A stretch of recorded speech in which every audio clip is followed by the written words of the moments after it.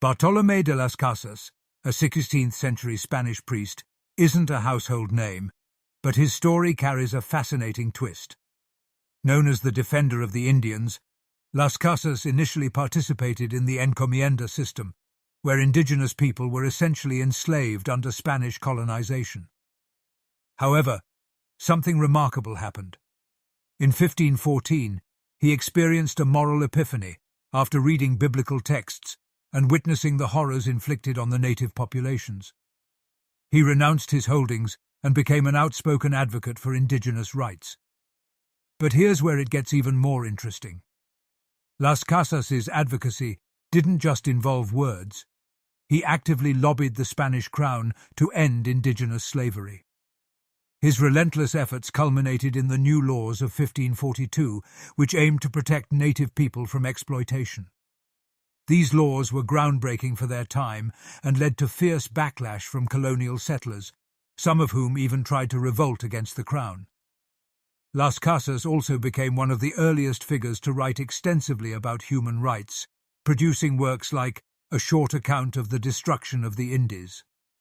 However, in a twist that complicates his legacy, Las Casas proposed African slavery as an alternative early in his career, believing it would lessen the burden on indigenous people. He later regretted and condemned this idea, calling slavery in all forms an abomination. Las Casas spent the rest of his life advocating for the voiceless, earning him admiration but also fierce enemies. He became a Dominican friar, dedicating himself fully to his mission of justice. His efforts not only influenced the laws of Spain, but also planted seeds for future debates about human rights and colonial ethics.